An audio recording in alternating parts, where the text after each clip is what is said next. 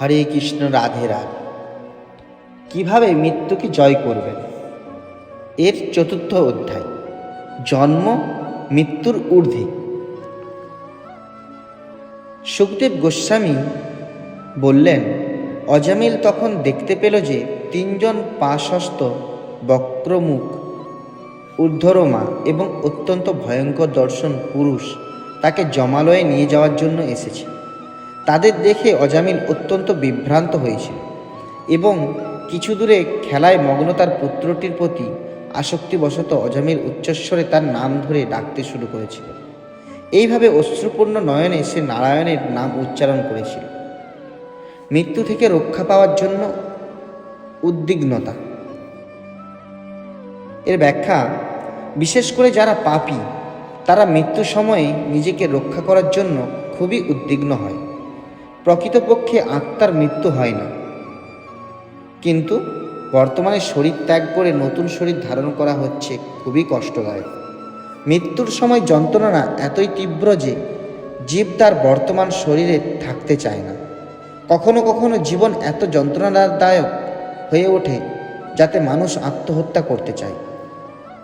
কিন্তু কর্মের নিয়ম অনুযায়ী আত্মহত্যা হচ্ছে দণ্ডনীয় অপরাধ।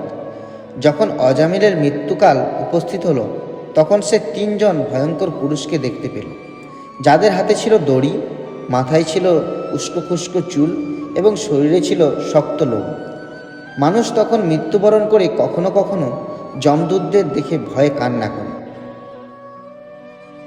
অজামিল খুবই ভয়ভীত হয়েছিল। সৌভাগ্যক্রমে তার পুত্রের নাম ধরে ডাকলে অজামিল 4 বর্ণ সমন্বিত হরিনাম নারায়ণ নাম উচ্চারণ করেছিল এবং তার ফলে নারায়ণের দূত অর্থাৎ বিষ্ণুদূতেরা তৎক্ষণাৎ সেখানে এসে উপস্থিত হয়েছিল। যেহেতু অজামিল যমপাশের ভয়ে অত্যন্ত ভীত হয়েছিল, তাই সে অশ্রুপূর্ণ নয়নে ভগবানের নাম উচ্চারণ করছিল।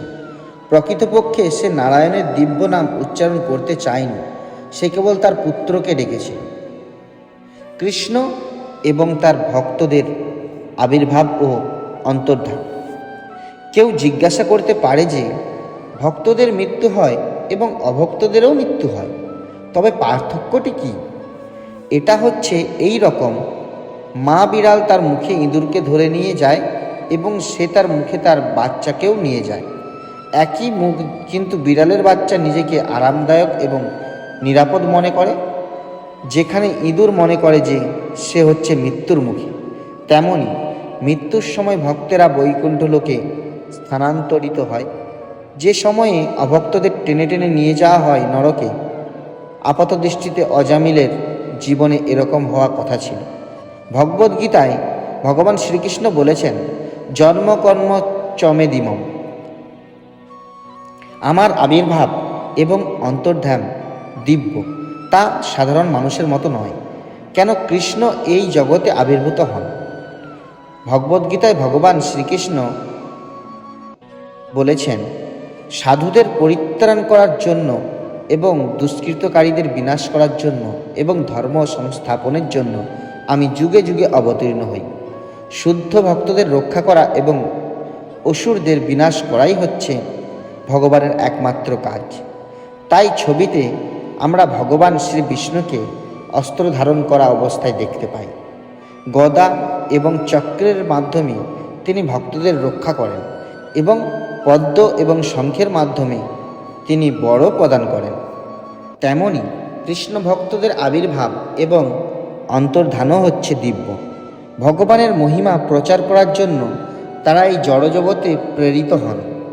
বৈষ্ণব সিদ্ধান্ত অনুযায়ী বৈষ্ণব অর্থাৎ কৃষ্ণ ভক্তদের আবির্ভাব এবং অন্তর্ধান উভয়ই হচ্ছে সর্বমঙ্গলময়।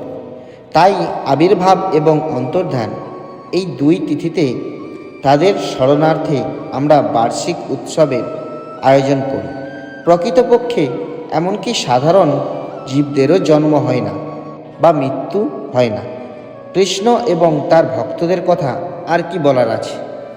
কখনো কখনো নাস্তিকেরা মনে করে ভগবান হচ্ছেন মৃত। তারা জানে না যে এমনকি সবচাইতে ক্ষুদ্র জীবেরও মৃত্যু হয় না। তাই কিভাবে ভগবান মৃত হতে পারেন? ভগবদ্গীতায় নাস্তিকদের মূর্খ বলা হয়েছে।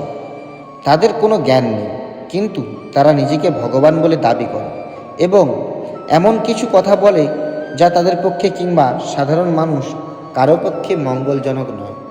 কৃষ্ণ ভাবনার মাধ্যমে মুক্তি। যেহেতু অজামিল কোনো না কোনোভাবে মৃত্যুর সময়ে নারায়ণ বা কৃষ্ণের স্মরণ করেছিল, তাই সারা জীবন পাপ কাজে লিপ্ত হওয়া সত্ত্বেও সে মুক্তি লাভ করতে সক্ষম হয়েছিল। বিভিন্ন রূপে শ্রীকৃষ্ণের স্মরণ করা হয়। গোপীরা কামের বশবর্তী হয়ে ভগবান শ্রীকৃষ্ণকে স্মরণ করেছিলেন। শিশুপাল ক্রোধের বশবর্তী হয়ে শ্রীকৃষ্ণের স্মরণ করেছিল। ভয়ের বশবর্তী হয়ে কৃষ্ণকে স্মরণ করেছিল কংস। কংস এবং শিশুপাল উভয়েই ছিল অসুর, কিন্তু যেহেতু সারা জীবন তারা পরম পুরুষোত্তম ভগবান শ্রীকৃষ্ণের কথা চিন্তা করেছিল, মৃত্যুর সময় ভগবান শ্রীকৃষ্ণ স্বয়ং এসে উভয়ের মুক্তি প্রদান করেছিলেন। প্রকৃতপক্ষে অনুকূলভাবে কৃষ্ণ স্মরণ করা হচ্ছে সর্বশ্রেষ্ঠ। অনুকূলভাবে কৃষ্ণ স্মরণ হচ্ছে ভক্তি।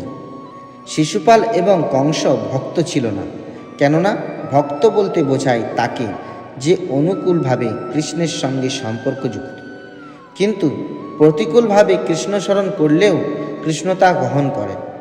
কৃষ্ণ এত দয়ালু যে এমনকি কেউ যদি শত্রুভাবে সর্বদা তার চিন্তায় মগ্ন হন, তবে তিনি সর্বশ্রেষ্ঠ যোগীরূপে পরিগণিত হন এবং পরে মুক্তি লাভ করেন।